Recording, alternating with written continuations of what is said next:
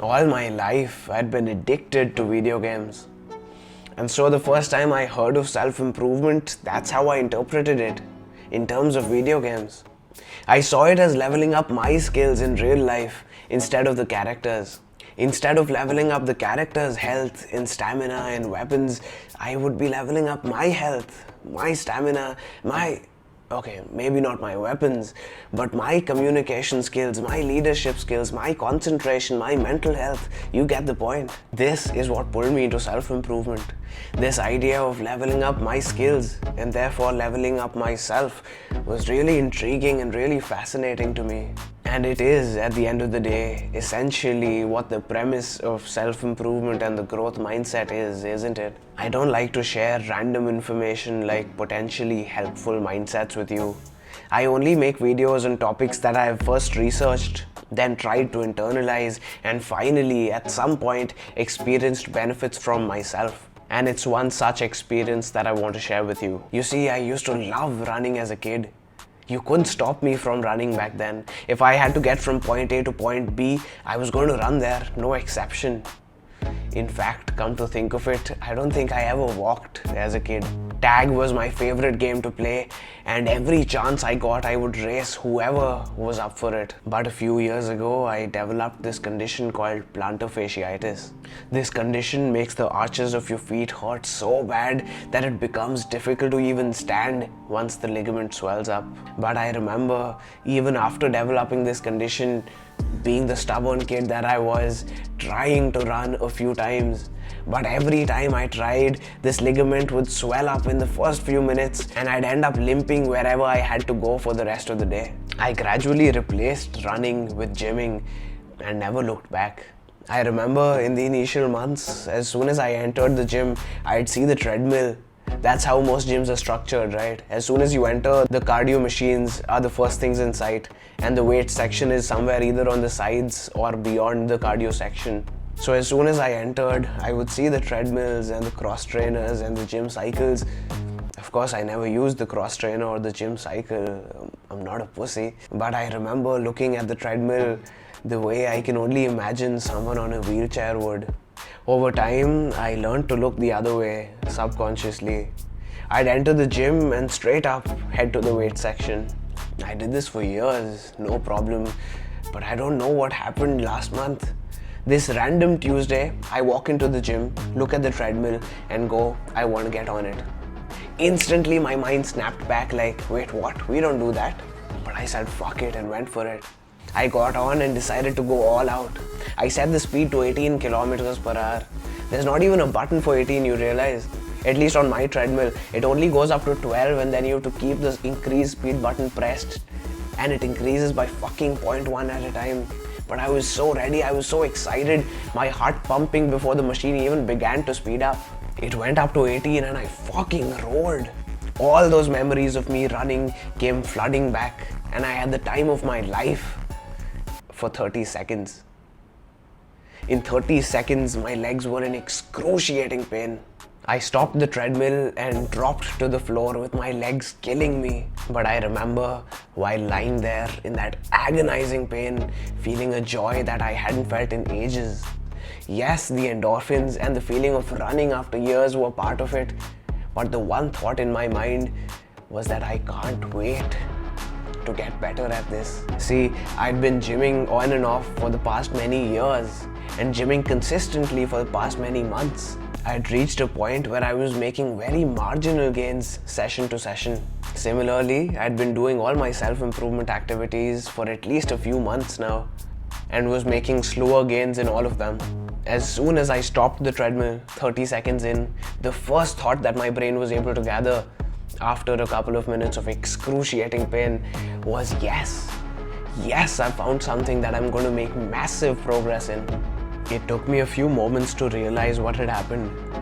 I know 100% that before I'd started looking at everything as a skill that can be improved, or in essence gamifying my life, my first thought after getting off the treadmill would have been of anger, of despair, of feeling sorry for myself, of hating the fact that I was barely able to sprint for 30 seconds, and maybe even feeling a little bit of guilt and unworthiness and shame owing to the spectacular failure that I had just experienced.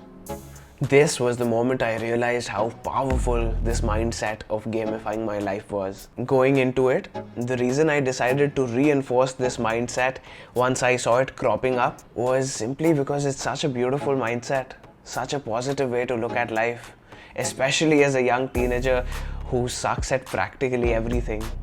This mindset gives you the hope, the assurance that things do get better, and all of it did happen.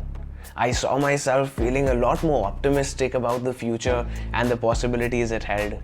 Another unexpected benefit I noticed was that I stopped associating my competence at various skills with my sense of self-worth, which is super helpful for said teenager who sucks at everything. It's a very logical thing once you think about it.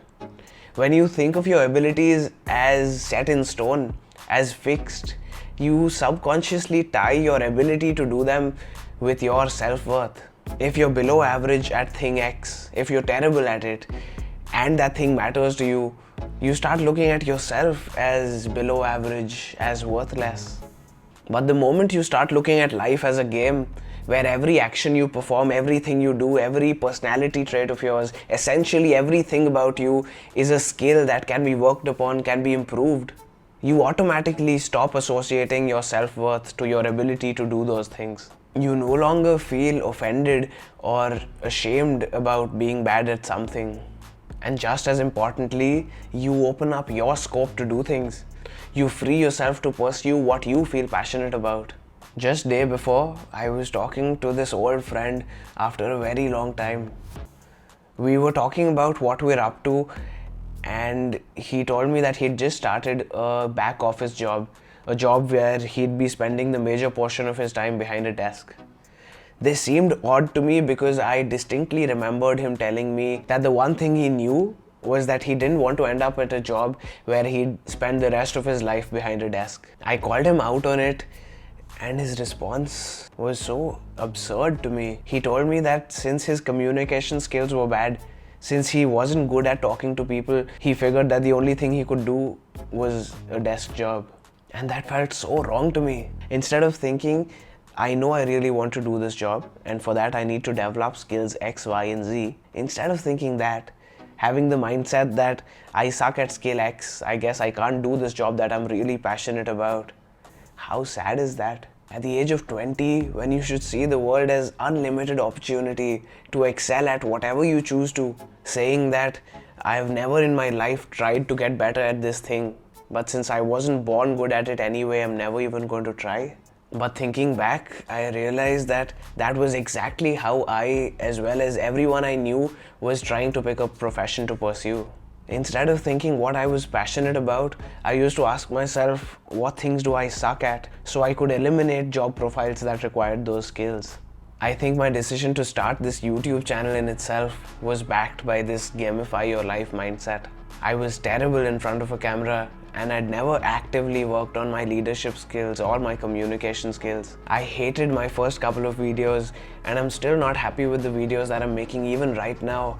They just feel so unnatural, so forced to me. But it's this mindset that keeps me going. It's this understanding that making these videos entails multiple skills, most of which I'm terrible at, but all of which I will, with time and effort, inevitably get better at. I want to end this video with a tiny hack you can use to instantly begin to change your mindset and see some instant benefits. I noticed quite early on that just changing the term I used to describe the things that I did instantly changed the way my brain looked at those activities. Just calling each of those activities my skills instead of my abilities instantly changed how I looked at them. Try it out for yourself. Instead of calling it your creative thinking ability or your self-control ability, call it your creative thinking skill, your self-control skill. Just by doing that, you take a massive step towards looking at your life as a video game. the greatest game ever created, with an infinite number of skills you can develop, where the words luck and talent don't even exist, and time and effort are the only variables that matter. That's all for now, and I'll see you around.